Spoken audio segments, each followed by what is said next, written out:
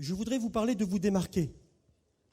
Se démarquer pour faire tomber vos géants et vos monstres du passé. Peut-être que ça vous paraît peut-être le thème un petit peu spécial, mais j'aimerais vous parler sur le thème de se démarquer. On a besoin aujourd'hui d'une jeunesse qui se démarque pour Dieu.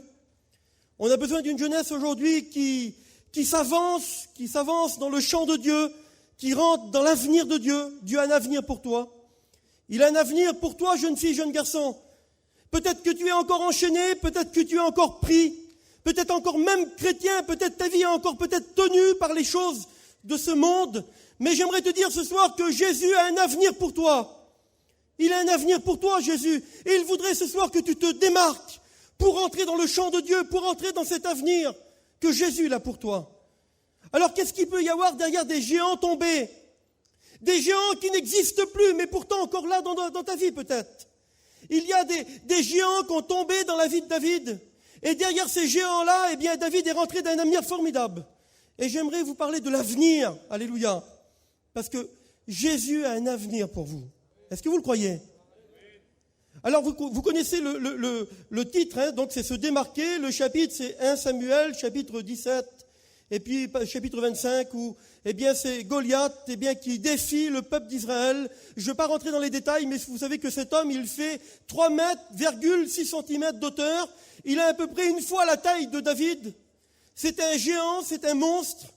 Et il est là en train de faire peur au peuple d'Israël. Et puis là, tout ce peuple-là, ils sont là. Eh bien, ils sont marqués, ils sont tous en ligne, rangés, en rang de bataille. Et puis un jeune homme rempli du Saint-Esprit.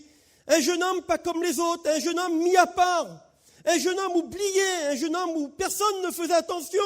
Et laissez-moi vous dire que l'homme regarde à l'apparence, mais que Dieu regarde au cœur. Il y a peut-être des jeunes hommes à qui ce soir, ou des jeunes filles qu'on ne fait pas attention, mais Jésus peut te donner des grandes choses ce soir. Alors, qu'est-ce qu'il peut y avoir derrière des géants? Les géants de la jeunesse aujourd'hui. Des géants peut-être qui font plus peur pour certaines personnes, des géants maquillés, des géants façonnés, habillés, mais pourtant qui sont bien là. Des géants qui sont dans vos vies, qui sont là et qui contrôlent votre vie. Des géants qui vous disent comment vous habiller, des géants qui vous disent comment vous coiffer, comment parler, vous donnent des styles, des modes. Aujourd'hui, ces géants, on les a habillés, on les a coiffés, on a mis de la musique dans eux. Ce sont les géants de la jeunesse. On pourrait parler de la musique. On pourrait parler du rock, on pourrait parler, je ne sais pas moi, on pourrait parler de la mode, on pourrait parler aujourd'hui eh bien, du comportement dans lequel vous avez de votre façon de parler, votre langage. Mais je ne voudrais pas vous parler de ces géants-là ce soir. Je voudrais peut-être vous parler du géant de l'inquiétude. Que peut-il y avoir derrière le géant de l'inquiétude? Le géant de l'angoisse. Beaucoup de jeunes aujourd'hui sont angoissés. Le géant du péché. Le géant de la vie religieuse. Toujours faire pareil. Toujours dans le même train, dans le même roulement, dans le même système. Toujours pareil, se réveiller, aller à la réunion à 20h30, se coucher, se réveiller, aller voir le copain. Mais toujours une vie pareille. Toujours une vie de monotonie. Alors c'est comme ça que vous allez passer votre vie, les jeunes? Vous voulez finir votre vie comme ça? Vous voulez grandir et vieillir toujours dans ce même rythme d'une vie religieuse? Le géant du trouble, le géant de l'insatisfaction, le géant de la déprime. Combien de jeunesse aujourd'hui déprimée? Combien de jeunesse aujourd'hui qui sont là à rien faire? Ils n'ont pas de but, pas d'avenir. Ils ne savent rien faire du tout dans le Seigneur. Ils n'ont pas de projet. Ils n'ont rien. Ils ne vivent que la vie de tous les jours. Le géant du doute. Que peut-il y avoir derrière le géant du doute? Le géant de la tristesse, le géant de la ruine. Le géant de l'attente. Attendre. Peut-être des jeunes sont en attente. Ils sont peut-être dans la salle d'attente. Ils attendent quelque chose de meilleur en Dieu, quelque chose de plus fort, quelque chose de merveilleux. J'aimerais vous dire que Dieu a des rêves pour vous, des rêves où vous pouvez rentrer à l'intérieur, mais voilà, vous êtes encore tenus peut-être par la famille, tenus par les copains, tenus par la mode, tenus par le style de vie aujourd'hui, parce que tout le monde fait pareil. Et j'aimerais vous interpeller une jeunesse ce soir, vous demander, s'il vous plaît, lequel d'entre vous va se lever? Lequel d'entre vous va se lever pour se démarquer? Une décision. Je ne veux plus faire comme eux. Je ne veux plus faire comme les autres. Je vais me lever pour entrer dans le champ de Dieu. dans l'avenir que Dieu a pour moi.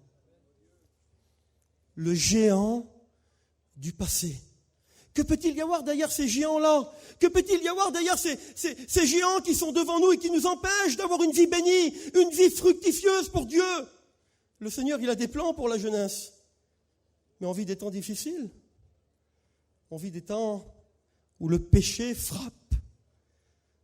Où ce qu'on voit, où ce qu'on regarde l'après-midi, comme on va se promener, les téléphones, on en a parlé, tout ce qu'il y a. J'aimerais vous dire, Seigneur, le Seigneur appelle aujourd'hui une jeunesse à se sanctifier, une jeunesse à se purifier, une jeunesse à vivre, à vivre dans la mise à part avec Dieu, qu'on appelle la sanctification. Une jeunesse qui se met à part pour Jésus, qui dit non, une jeunesse qui arrête de regarder des saloperies sur Internet, une jeunesse qui arrête, une jeunesse qui se lève pour Jésus, une jeunesse qui ne veut plus vivre, une jeunesse qui fait comme David. Je prends l'armée, je prends le bouclier de la foi, je prends l'armure, parodéval, quelle beauté. Une jeunesse qui rentre dans l'avenir de Dieu. Lorsque David est allé pour partir au combat contre Goliath, le roi qu'on appelle Saül, le roi d'Israël, l'empêche pas, c'est bizarre. Il ne l'empêche pas. Non. Au contraire, vas-y, c'est bien. Vas-y mon petit, va, c'est trop bien, va combattre, vas-y. Mais le roi n'y va pas, lui, par contre. Il envoie David. David a un désir dans son cœur. Il y a Goliath qui est là en train d'insulter le peuple d'Israël. Et puis lui, il en a marre dans son cœur. Oui, il en a marre. Marre qu'on insulte le peuple d'Israël. Il y a combien de choses aujourd'hui dans le monde qui insultent, excusez-moi, peut-être que le mot est fort, il y a combien de choses aujourd'hui dans le monde qui insultent Dieu et dont vous participez? Il y a combien d'émissions télévisées, combien de films? Il y a combien de choses qu'on fait, qu'on regarde, qui insultent le peuple de Dieu, qui insultent Dieu, mais pourtant vous participez. Mais David, lui, non, il ne participe pas. Au contraire, il va partir, il va se démarquer. Imaginez-vous, je ne sais pas, mais imaginez-vous des milliers de personnes avec des armures, des épées, tous prêts à combattre, mais tous rangés en ligne, pas un qui dépasse l'autre, tout le monde avait peur. Imaginez-vous ce David en train de je le fais ou je le fais pas. L'inconnu de Dieu, l'inconnu, d'aller dans l'inconnu, là où on n'a plus de repères, là où on n'a rien, parce que David, lorsqu'il est rentré dans le combat, il est rentré avec rien du tout, avec une fronde et 5 pierres. On n'a rien lorsqu'on rentre. La foi, c'est de rentrer dans l'inconnu de Dieu, c'est de rentrer dans l'avenir de Dieu, c'est de se jeter dans les bras de Dieu, même si on n'a rien, même si on n'a pas grand-chose pour réussir. Mais Seigneur, moi je te fais confiance. Je le fais ou je le fais pas. Il y a des appels particuliers. Je me lance en Dieu ou je me lance pas. Comment que je fais, Seigneur? Et puis David, il est là. Mais il faut qu'il se démarque. Et en se démarquant, il va avoir des centaines de milliers de personnes derrière lui qui vont le regarder faire, peut-être qui vont le juger, qui vont le mépriser, qui vont dire, mais pour qui se prend, lui, là? Ce petit jeune-là, il arrive, il vient, lui. Et puis nous, on est des guerriers, on a combattu, on a été entraînés. Et puis lui, il vient, lui, puis il veut combattre, il veut gagner Goliath, lui.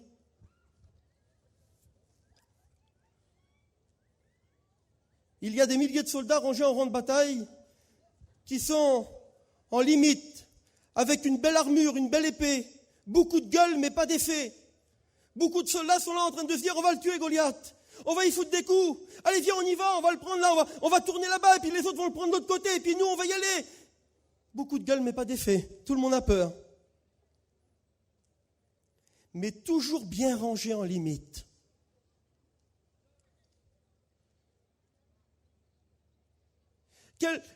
J'aimerais vous dire que David, lui, il est là.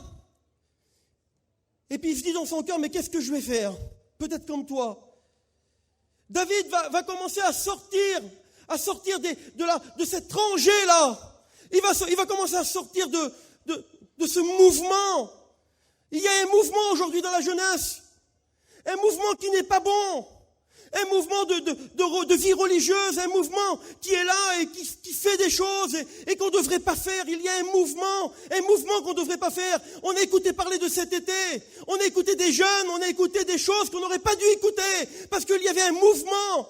Le plus beau mouvement, c'est de se laisser conduire avec des frères bénis. Rechercher une compagnie bénie, rechercher des chrétiens qui sont remplis du Saint-Esprit, rechercher une jeunesse qui s'est démarquée, mais qui ne font pas comme les autres. Et David, il n'est pas comme les autres. David est rempli de foi. Et la foi qui est en lui le pousse à se démarquer. Il ne veut plus faire partie de ceux qui ont l'apparence du combat. Il ne veut plus faire partie de ceux qui sont là et qui ne prennent pas de décision. Il faudrait que tu prennes une décision ce soir. De ne plus faire partie de ceux qui ne prennent pas de décision. De ne plus faire partie de ceux qui ne s'engagent pas en Dieu. De ne plus faire partie de ceux qui vivent dans le règlement humain, dans les logiques humaines, dans l'équilibre humain. Il faut un équilibre. Mais David veut faire partie, il a sa foi. Lui, il veut faire partie de Dieu. Il veut s'avancer, il ne veut pas qu'on le touche, il ne veut pas qu'on y parle, il ne veut pas qu'on raconte des blagues devant lui qui ne sont pas à la gloire de Dieu. Il ne veut pas regarder des vilaines choses. David, lui, ce qu'il a envie dans son cœur, c'est de rentrer dans l'avenir de Dieu.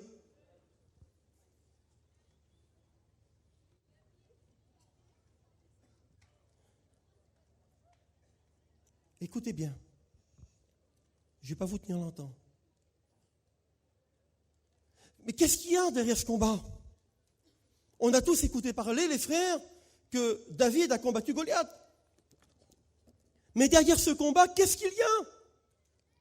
Pourquoi que David a combattu? Pourquoi qu'il s'est dirigé devant ce Goliath, devant ce géant? Peut-être que vous êtes une jeunesse qui est en face de votre avenir.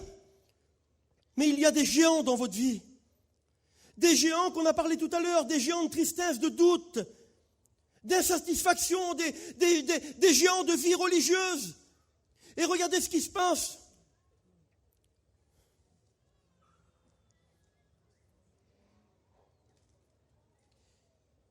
Il se démarque pour aller au combat.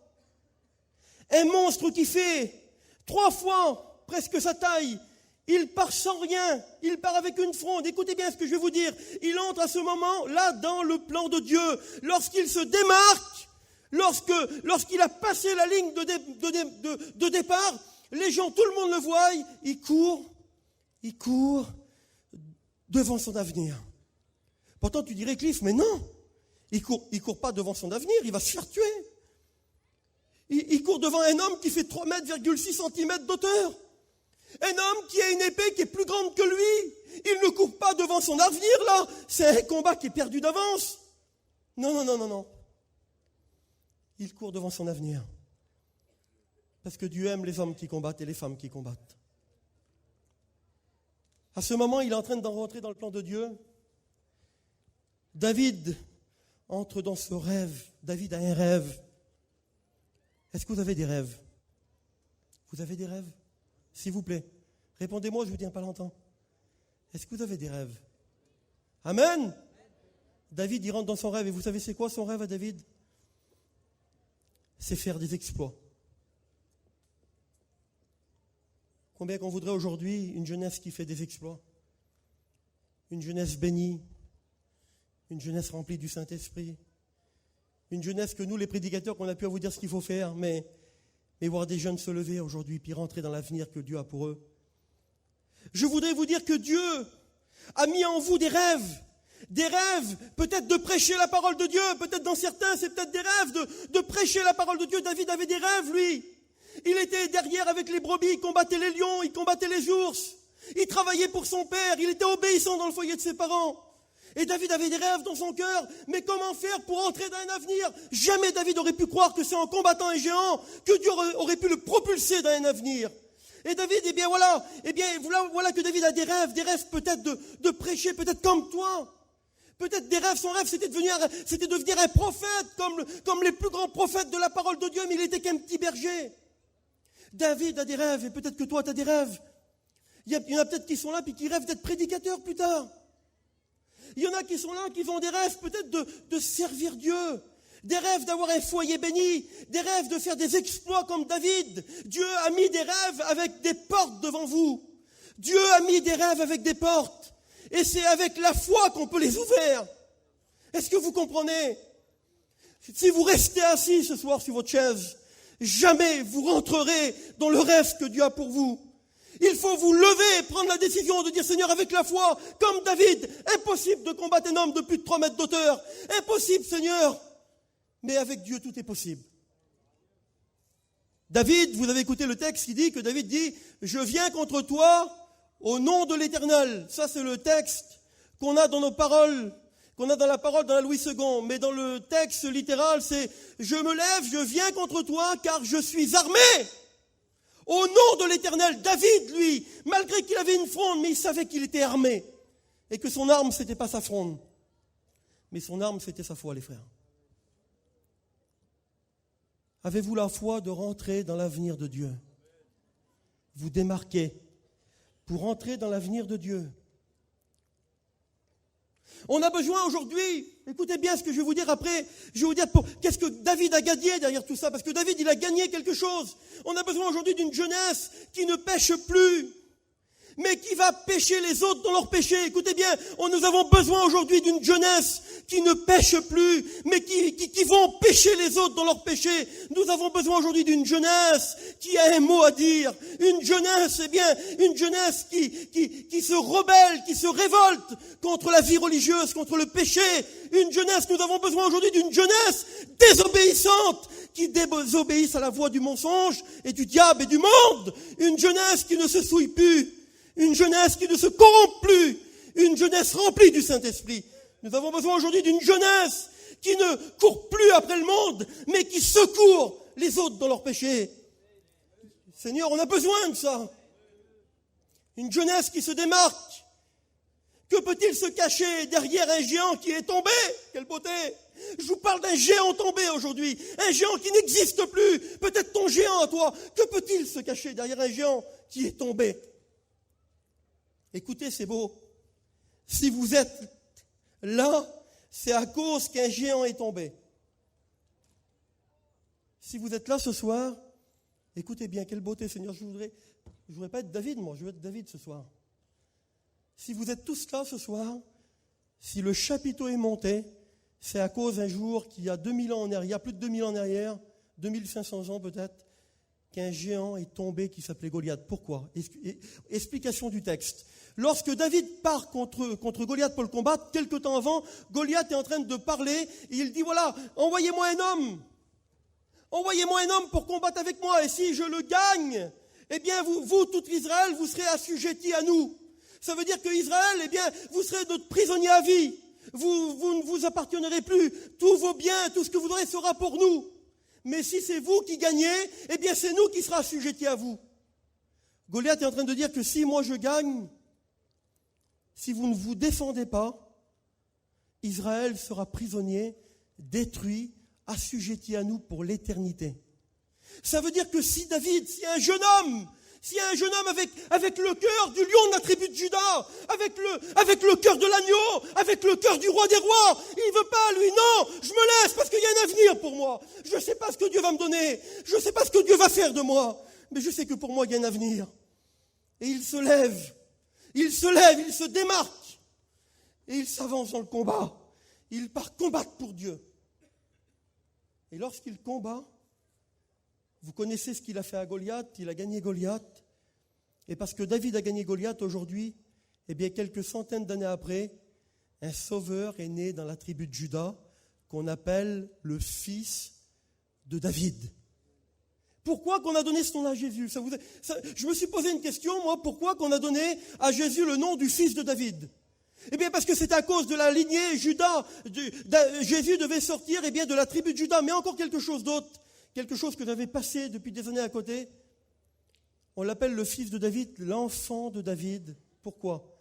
Parce que David un jour a remporté la victoire sur Goliath. Et à cause que David a remporté la victoire sur Goliath, eh bien Jésus a pu naître. Il a pu naître en Israël. Si David n'aurait pas remporté la victoire, Jésus ne serait pas né. Nous, on ne serait pas sauvés. Il n'y aurait pas le chapiteau de la mission qui serait monté là. Les frères, vous ne voyez pas la beauté? À cause qu'un jeune homme s'est démarqué. Ça ne vous fait rien? Vous dites pas amen. Je ne sais pas, mais moi je ne le savais pas. À cause qu'un jeune homme s'est démarqué, le Messie est né, La mission Vie Lumière, elle existe. On est béni. Parce qu'un jeune homme a pris la décision de ne pas vouloir vivre comme tout le monde, les frères. Parce qu'un jeune homme a pris la décision de ne pas vouloir vivre comme les autres vivaient dans leur foyer. Écoutez, que peut-il se passer derrière un géant qui est tombé? C'est beau, écoutez ça. Goliath, écoutez bien, Goliath, lui, il avait été un homme de guerre dès sa naissance entraîné. David, c'était un berger. Il n'avait aucun entraînement à la guerre. Il marchait simplement par l'Esprit de Dieu. Il vivait dans la sainteté de Dieu. Et si vous voulez remporter des victoires ce soir, il faut prendre la décision de marcher dans la sainteté de Dieu, de vous sanctifier. Je le dis, Seigneur, aujourd'hui, il y a beaucoup trop de jeunes qui vivent dans le désordre. On ne peut pas remporter de victoire dans le désordre. Je fais un appel ce soir à la jeunesse. Je voudrais vous dire que Jésus vous aime et qu'il compte sur vous. Même si l'été n'a pas été terrible, même si tu as eu des problèmes, des manquements, Jésus t'aime. Il peut faire quelque chose pour toi ce soir. Écoutez bien, ce n'est pas fini. Derrière un Goliath qui est tombé, derrière un géant qui est tombé, il n'y a pas eu que ça. Jésus est né, on est sauvé, il y a eu la croix. Aujourd'hui, il y a des centaines d'églises qui sont montées dans le monde entier à cause qu'un jeune homme s'est démarqué. C'est beau? Mais il y a eu encore plus que ça. Les frères, qu'est-ce qui s'est passé? Qu'est-ce que David a reçu? Une victoire, Goliath est tombé, son nom a été loué dans tout le pays, d'accord. Mais il s'est passé quelque chose encore de plus étonnant, et je finis là-dessus, écoutez bien. Je finis là. Je ne vous tiens pas plus longtemps. Je termine mon message tout de suite. Je voudrais vous projeter dans l'avenir. Vous dire que Dieu ne regarde pas votre jeunesse, ne regarde pas vos manquements, même si vous avez eu des manquements, mais Jésus est capable de vous bénir ce soir et de vous pardonner. Il est capable de vous prendre dans ses mains d'amour, de vous façonner, de vous préparer. David, il a commencé à dire un mot, mais que fera, qu'est-ce qu'on fera à cet homme qui gagnera Goliath? Qu'est-ce que le roi fera pour lui? Écoutez bien pourquoi que David combat. Ça vaut le coup de combattre. Ça vaut le coup de ne pas pécher. Ça vaut le coup de ne pas fumer. Ça vaut le coup de ne pas boire. Ça vaut le coup de ne pas se droguer.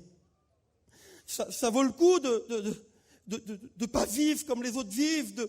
Ça vaut le coup de se tenir. Ça vaut le coup de vivre dans la sainteté, de vivre dans la parole de Dieu. Ça vaut le coup de suivre Jésus. Que fera-t-on à celui qui vaincra Goliath? David, il a lancé ce mot, mais qu'est-ce qu'on fera? Et d'un seul coup, il y a un homme qui va parler. Ben, tu sais quoi? Il dit, moi, j'ai écouté dire que celui-là qui vaincra Goliath. Et j'aimerais vous attirer là-dessus. 1 Samuel 17, verset 25. 1. Le roi le comblera de richesses. Derrière un Goliath qui est tombé, il y a une vie riche en Dieu, Yuri. Les gars, c'est important. Hein? Je m'adresse aussi aux jeunes qui sont derrière. Excusez-moi, ce n'est pas un cantique qui fait de nous un homme de Dieu. Le cantique, c'est le résultat de notre vie. Alléluia. Le roi le comblera de richesses. 1. 2. Il lui donnera sa fille, le roi. Quelle beauté! Un mariage chrétien. Se marier avec une chrétienne. Derrière un géant qui est tombé, il y a certainement un petit prince qu'on appelle chrétien ou une petite princesse qu'on appelle chrétien qui est réservé pour toi. Une petite femme qui vit dans la sainteté et un homme qui vit dans la sainteté. Quelle beauté. Et il dit en 2, il affranchira le foyer de son père. Quelle beauté, Seigneur, là. Moi, j'ai été béni de savoir que non seulement qu'à cause que David a gagné ce combat, il a fait naître le Messie, Jésus est venu dans le monde. Aujourd'hui, on est là, la mission, elle existe. Des centaines d'églises dans le monde à cause qu'un jeune homme s'est démarqué. Mais en plus de ça, eh bien, il s'est marié avec une chrétienne, avec une princesse. Il était couvert d'or, il était couvert de richesses. Et puis le foyer de ses parents a été assujetti. Le foyer de ses parents a été délivré. Le foyer de ses parents a été béni. Et bien voilà ce qu'on peut avoir lorsqu'on combat pour le Seigneur. Alors quel est ton géant ce soir? Je ferme la parole de Dieu. Voilà, je prêche pas plus longtemps. Mais quel est ton géant ce soir, peut-être à toi qui es là? Peut-être ton géant, c'est peut-être le doute, peut-être que c'est, je ne sais pas moi, la déprime peut-être, la ruine, peut-être que c'est le monde, peut-être que... Vous savez la différence qu'il y a-t-il entre un lien et une passion? Vous connaissez la différence? Essaye de t'identifier dans ces deux-là. Une passion, ça veut dire feu en grec. Le mot passion veut dire en grec feu. Feu dévorant. Donc quelqu'un qui a une passion dans sa vie, c'est quelqu'un qui fait quelque chose et qui aime le faire. Mais le mot lien, ça veut dire attaché. Attaché contre son plein gré. Attaché, c'est de faire quelque chose et qu'on n'a pas envie de faire. Eh bien, il y a peut-être deux catégories de personnes ce soir. Il y a peut-être des jeunes qui meurent pour faire le mal. Et puis il y en a peut-être d'autres, la zidna, là, qui vont peut-être toucher à des choses, peut-être, et puis ils n'auraient peut-être pas dû toucher. Et puis aujourd'hui, ils sont un petit peu liés, ils sont attirés. Ils ne veulent pas le faire, mais c'est plus fort qu'eux. Il y a comme une influence. J'aimerais te dire ce soir que tu peux te lever pour combattre ton Goliath. Ton Goliath va tomber. Et derrière ça, il y a une vie bénie pour toi. J'aimerais qu'on courbe les fronts. J'aimerais qu'on courbe les fronts et puis je vais faire un appel, les frères. Simplement comme ça. Pendant qu'un frère va chanter un cantique, je voudrais que la chorale se lève. Amen. Qui se lève à leur place, qui reste là, puis qui chante un cantique. Le cantique de tout à l'heure, tu es tout pour moi. On recherche la présence de Dieu, puis je vais demander comme ça, pendant qu'on est dans le recueillement, s'il y aurait des jeunes qui auraient envie de se démarquer. Des jeunes qui en ont marre de vivre la vie qu'ils vivent. Des jeunes qui ont soif de quelque chose de plus fort, de plus bon, de meilleur. C'était dans une petite réunion comme ça, Seigneur. J'aurais pas cru ce soir-là. J'aurais pas cru ce soir-là, eh bien que ma vie aurait pu changer, que mon Goliath aurait pu tomber, que mon géant, que le monstre dans ma vie aurait pu tomber. Et derrière ce Goliath tombé, eh bien je suis rentré dans un avenir. Dieu avait préparé quelque chose pour moi. Écoutez, j'étais un garçon, moi, j'étais dans le péché. J'étais un garçon qui vivait dans la drogue, dans l'alcool. J'avais des dizaines de Goliaths dans ma vie. Et puis un jour j'ai rencontré Jésus, les Goliaths sont tombés. Et derrière ces Goliaths tombés, Dieu m'a donné une femme, je me suis marié. On ne pouvait pas avoir d'enfant, Dieu m'a donné un enfant. Et quelques temps après, Dieu m'a appelé au ministère. Et aujourd'hui, ça fait 15 ans que je prêche la parole de Dieu. Derrière un Goliath tombé, il y a une espérance pour toi.